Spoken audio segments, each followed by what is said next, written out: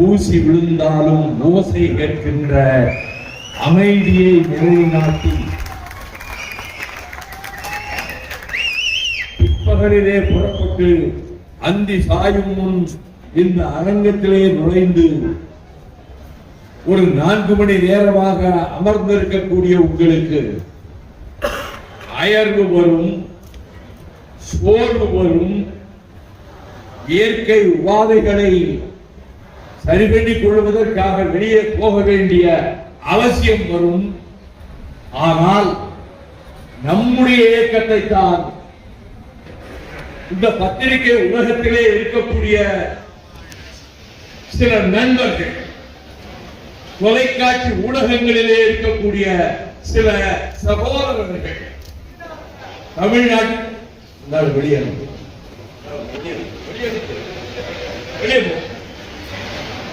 ஒருத்தர் பேசக்கூடாது, கும்பல் கொடுக்கூடாது. உயிரை கொடுத்த கட்சியை 31 வருஷமா காப்பாற்றி வந்திருக்க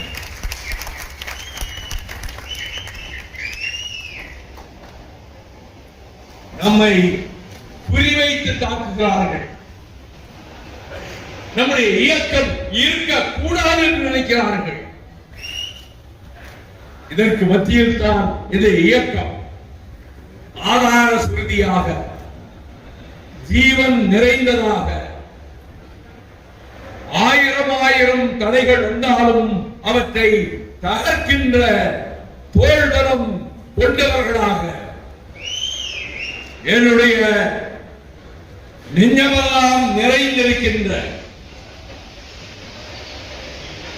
கூற்றுடன்று மேல் வரினும் கூடி எதிர்க்கும் ஆற்றல் அதுவே படை என்ற வள்ளுவன் வாய்மொழிக்கு இலக்கணமாக ஈட்டி வாய்ந்தாலும் இவை கொட்டாமல் மார்பு காட்டுகின்ற வீரர் கூட்டம் எங்கே? அது மறுமலர்ச்சி என்ற இந்த வாசகங்களை ஆயிரக்கணக்கான மேடைகளிலே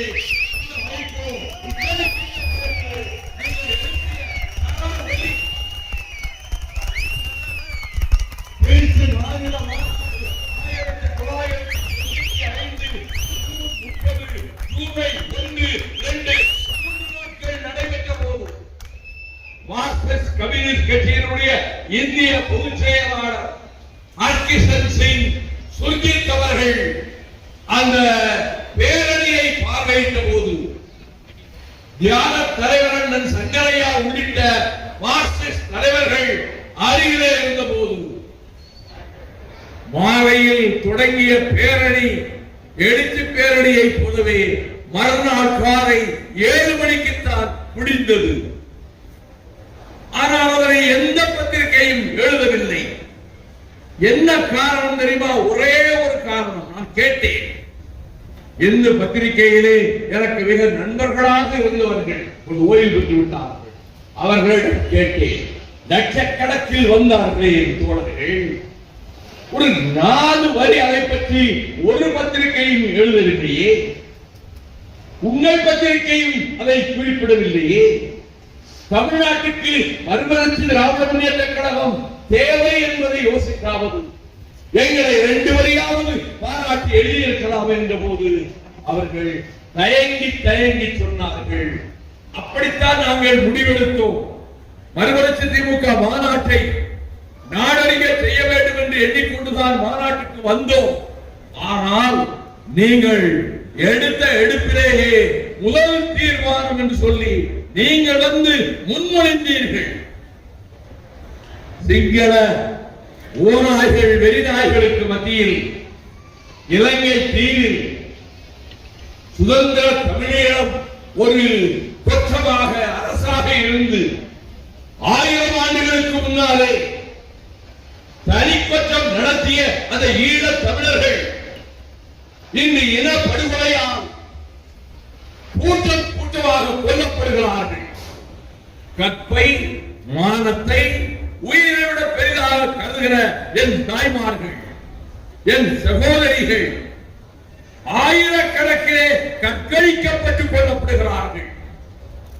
ஆகவே மறுமலர்ச்சி திராவிட முன்னேற்ற கழகம் தன்னுடைய உடல் பொருள் ஆவி அனைத்தையும் அர்ப்பணித்து சுதந்திர தமிழீழத்தை உலகிலே நிலைநாட்டுவோம் என்று நான் கொண்டு வந்த முதல் தீர்மானத்தை சொல்லி நீங்கள் விடுதலை புலிகளை ஆதரிக்கிறீர்கள், ஈழ தமிழர்களை முன்னிலைப்படுத்துகிறீர்கள்.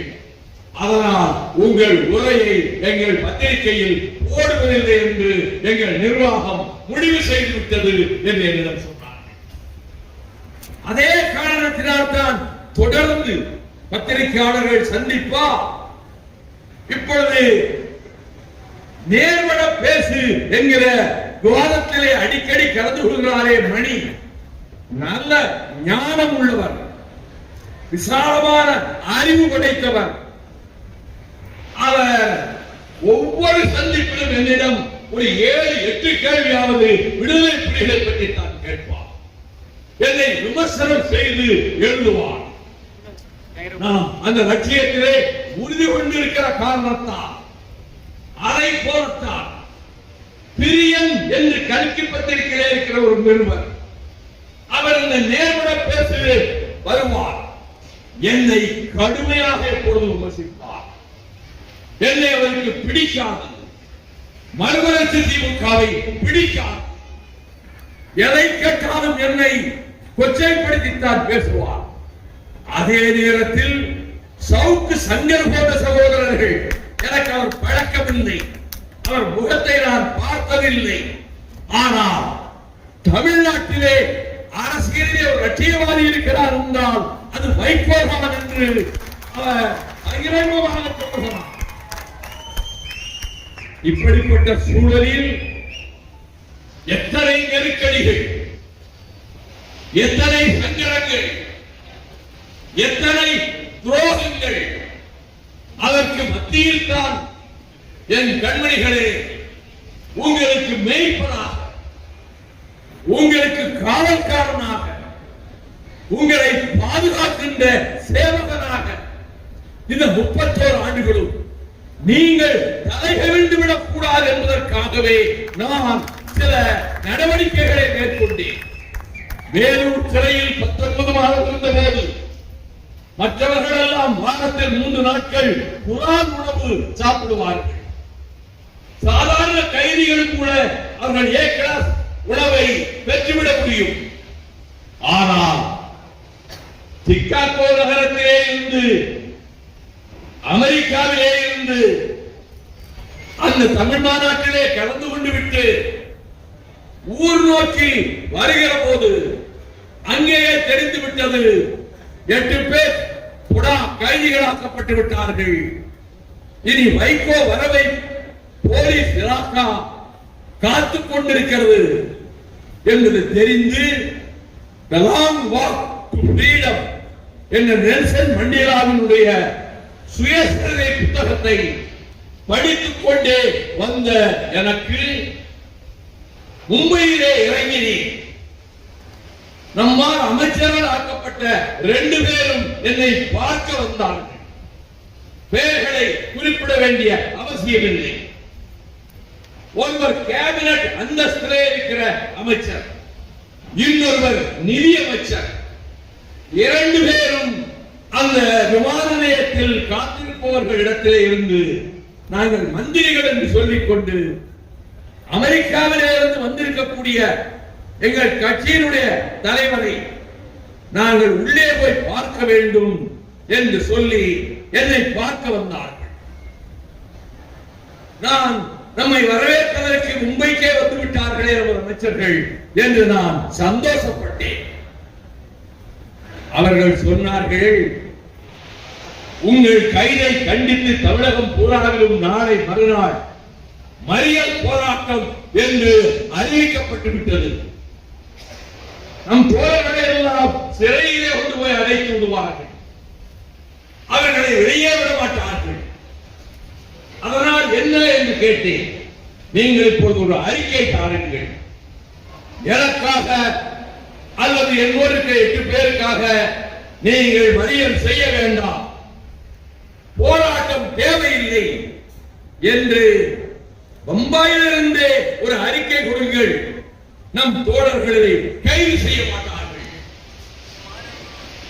அமைச்சர் பதவியிலே இருந்து கொண்டு, மத்திய அமைச்சர் பதவியிலே இருந்து கொண்டு அத்தனை சுகபோக சௌபாக்கியங்களையும் அனுபவித்துக் கொண்டு நான் ஜெயிலில் இருக்கும் போதே 2 முறை வெளிநாடுகளுக்கு சென்று சுற்றுப்பயணம் நடத்திவிட்டு நான் குடா கைதியாக சிறை செல்ல இருக்கிற இந்த நேரத்தில் 8 பேர் ஏற்கனவே அடைக்கப்பட்டு விட்டார்கள்.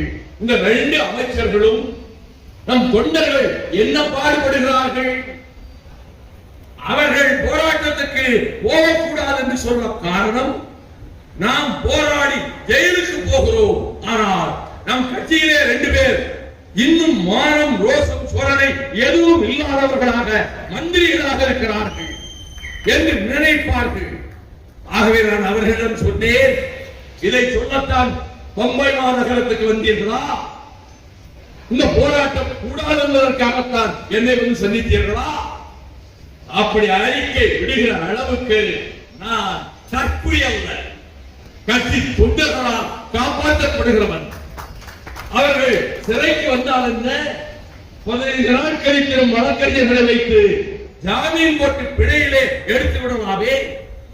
25 தடவை திமுக கழகத்திலே சிறை சென்றிருக்கிறேன், 1 வருடம் விசா கைதியாக இருந்திருக்கிறேன். நம் தோழர்கள் தியாகம் செய்யக்கூடியவர்கள், அவர்களை போராட செல்லாதீர்கள் என்று நான் ஒருபோதும் அறிக்கை விடமாட்டேன். உங்களுக்கு முடியாவிட்டால் நீங்கள் டெல்லி பட்டணத்துக்கு சென்று உங்கள் மந்திரி நாற்காலிகளிலே சௌகரியமாக கால்மேல் கால் போட்டுக் கொண்டு உட்காருங்கள். கவிழ்ந்த தலையோடு 2 மந்திரிகளும் என்னை விட்டு பிரிந்து சென்றார்கள். அந்த ஐடி பம்பாய் கமிஷனர் வந்தார். இங்கே தமிழ்நாடு போலீஸ் வந்திருக்கிறது, ஆனால் உங்களிடம் நெருங்க விட மாட்டோம். மகாராஷ்டிரா போலீஸ் உங்கள் பக்கத்திலே தமிழ்நாடு போலீஸை வரவிட மாட்டோம்.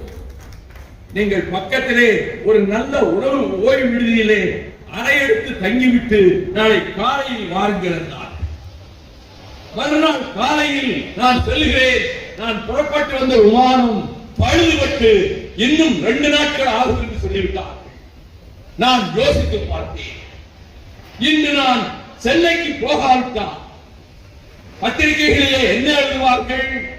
ஜெயிலுக்கு போக பயந்து கொண்டு மும்பையிலிருந்தே டெல்லிக்கு சென்று வாஜ்பாயை சந்தித்து தனக்கு வரப்போகிற சிறைவாசத்தை தடுப்பதற்காக இவன் அங்கேயே தங்கிவிட்டார் என்று வரவில்லை என்று என்னை பற்றி எழுதுவார்கள்.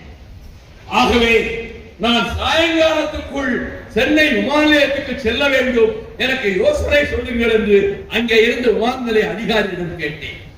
பக்கத்திலே ஒரு ஏர்போர்ட் இருக்கிறது, அதிலே தனியார் விமானம் ஜெட் ஏர்வேஸ் விமானம் சென்னைக்கு போகிற விமானம் தயாராக இருக்கிறது, இன்னும் 1 மணி நேரத்திலே அது புறப்பட்டு விடும், அதில் நீங்கள் டிக்கெட்டை பதிவு செய்யுங்கள் என்றார்.